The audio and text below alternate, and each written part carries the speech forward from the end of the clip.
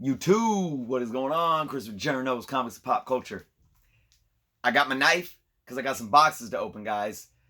I got a few things today, and it's really kind of cool because it shows a couple of different ways that I collect, or it shows a couple of different sides of me as a collector. And I always talk about this. It's like, and I just had someone asking, like, if you had like $25 a week, what would you buy? Variants or fill holes and runs, old comics, something like that.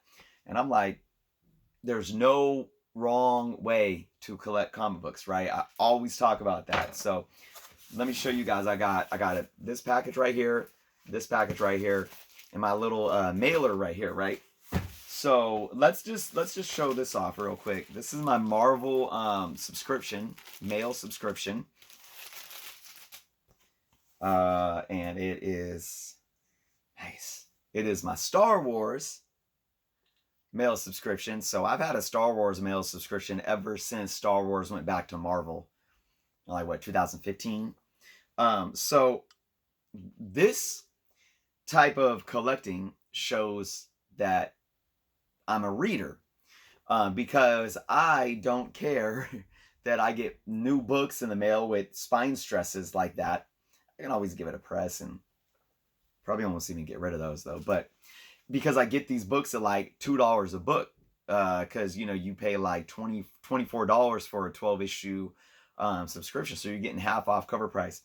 I don't care that these are in gem near mint condition. I get them because they are. I'm also I get Marvel subscriptions of Spider-Man because I read them, and all I care about is making sure I do not miss an issue, so I can read the story and know what's going on in the stories, right? So that's one aspect of me as a collector, but it's only one aspect. It's just one layer, right? We have multiple layers, just as we are in all walks of life. We're multi-dimensional creatures. Hopefully. Some of us might be a little more boring than the next, but hey, that's okay. This now, this guy, let's see what's in here. This might show different side of me as a collector, and it is, I got my hood on. It's cold still out here.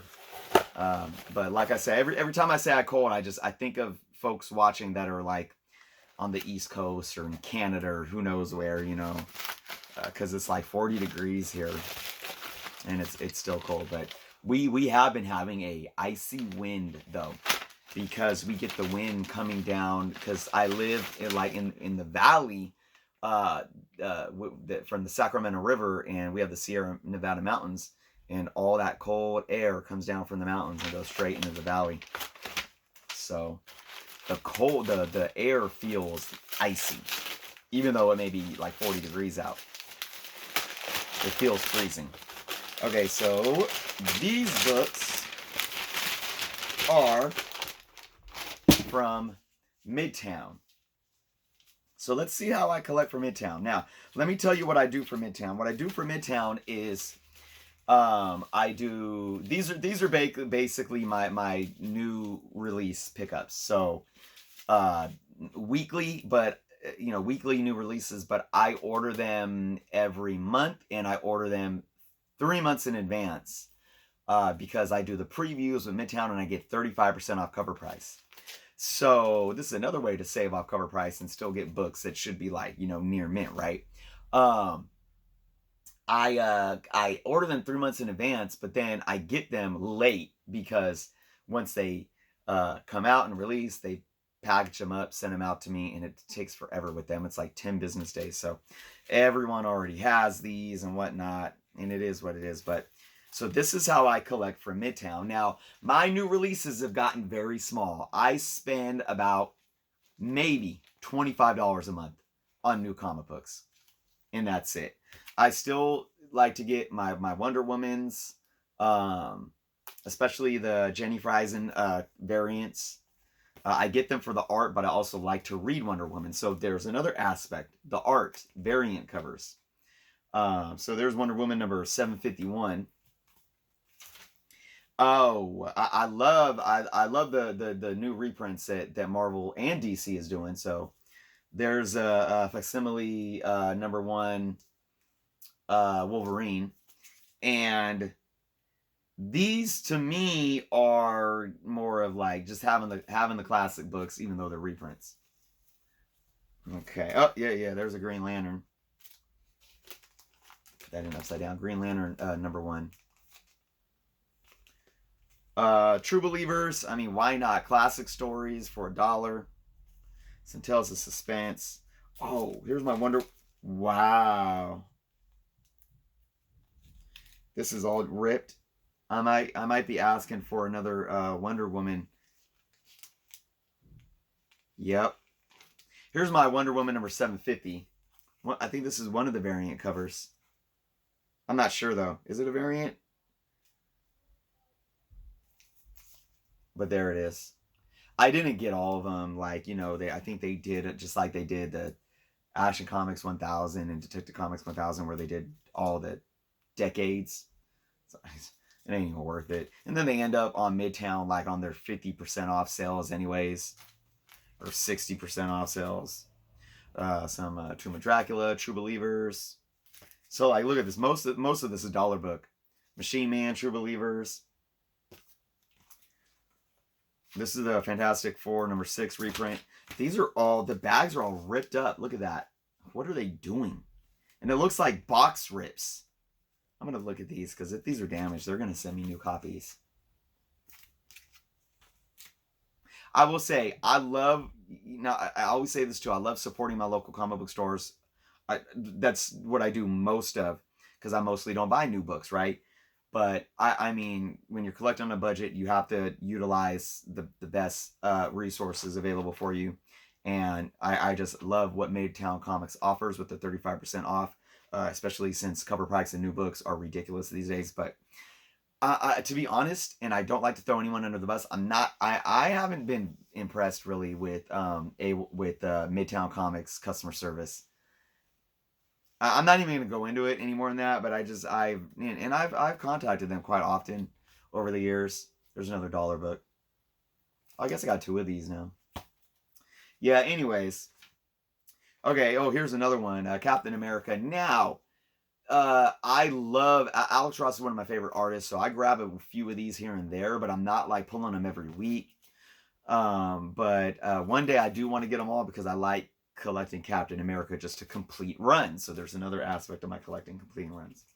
Okay, what is this? I think this is this a Spawn book, or is this my Betty? Yep, Betty Page.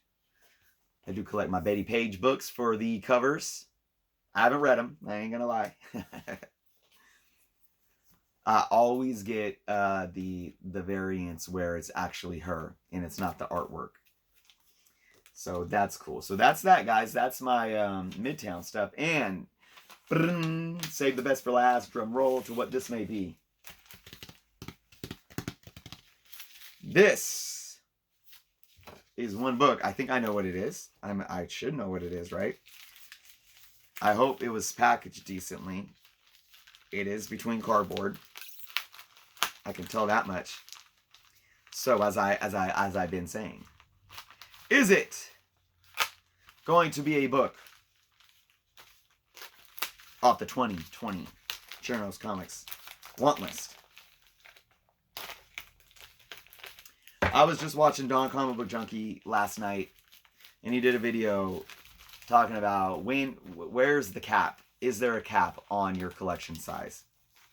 For me, my cap is like if I said that at first, it's like it's when I can't afford it and I have to pay bills and do all this stuff and I can't buy anything. But more in the sense of long term, it's like in terms of the amount. Like Don has like almost 25,000 books right now. I'm hitting like 16,000. And he's like, at this point, I don't want to start having to hoard books in another room. So do you sell off some of your collection? He said fine tune. And I like that because it's something that I've learned to do. Where if I have like $50 in my pocket and I go to a comic book store, I don't want to just rate a 50-cent bin. I want to maybe spend $2, $3 on some books that actually fill a run, or maybe a couple of minor keys or something like that. So you fine tune, because all those 50-cent books, you can live without. So, but my response is I really would hate to have to ever limit the number of books in my personal collection.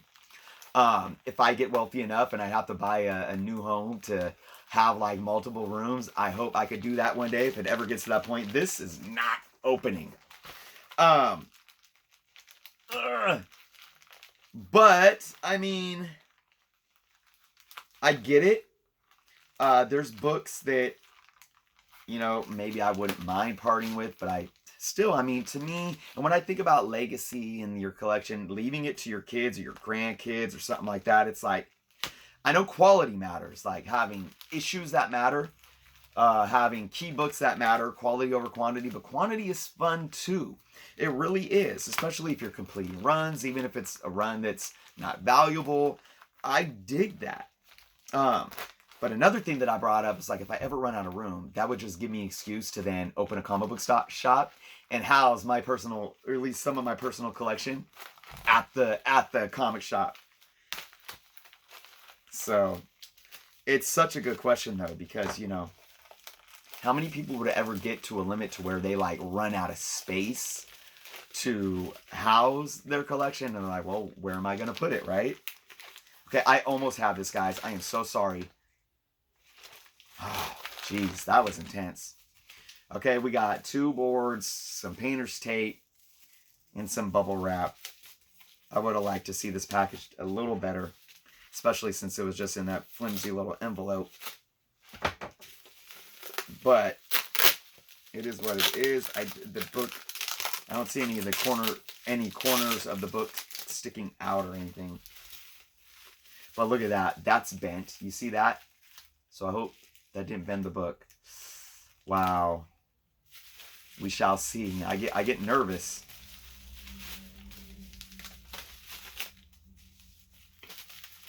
Okay, I almost have it. Okay, now I got to cut the painter's tape.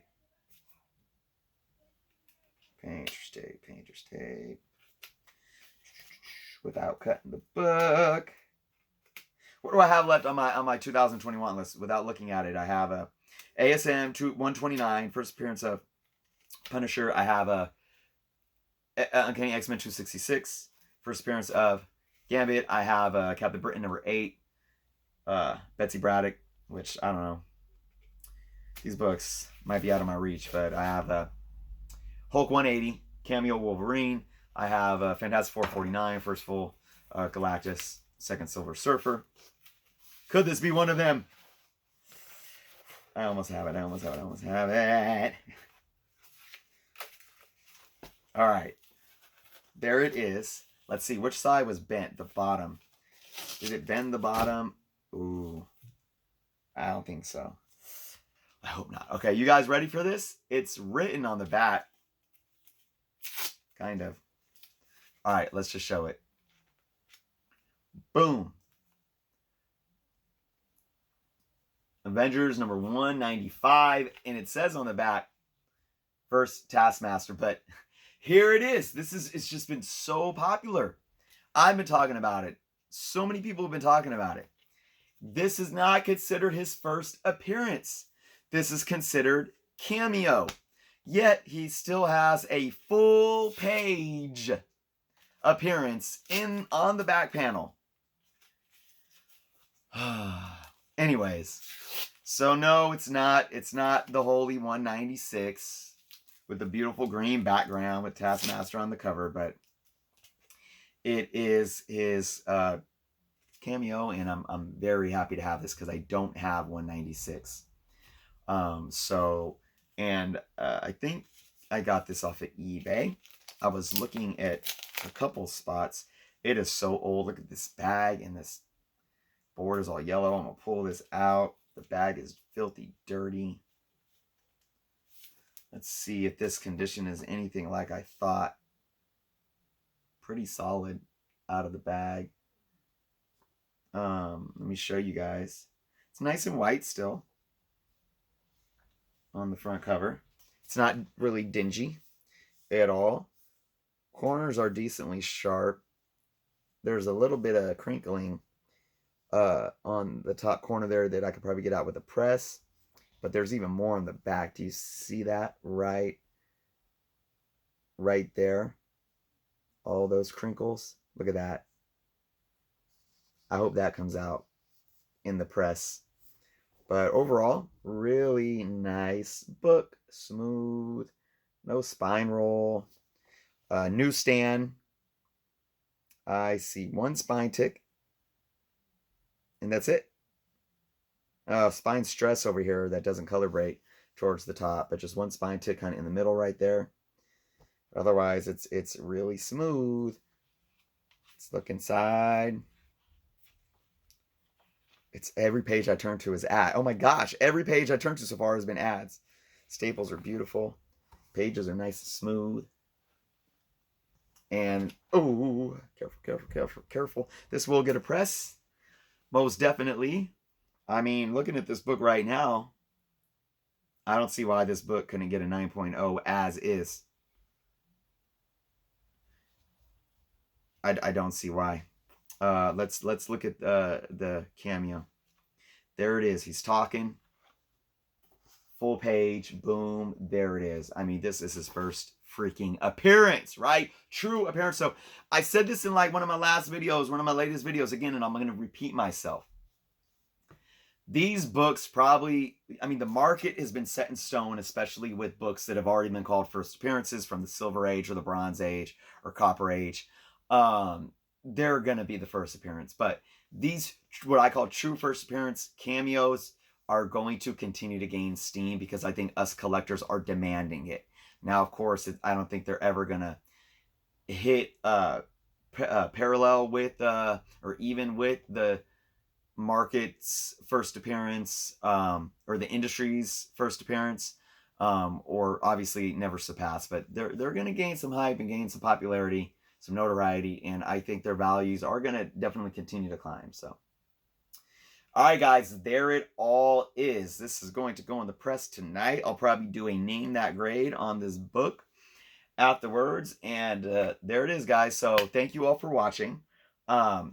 Before I wrap this video up, I do want to say that over the next couple of weeks, I am going to try to kind of add some different type of topics to my video.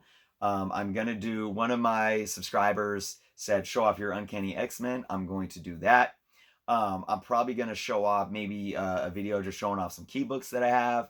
And I want to bring up some talking points. There's a lot of talking points right now, and one of them is CGC. So I'm going to do that video soon as well. But for now, guys, thank you so much for watching. If you have not subscribed yet, please do so. And until next time.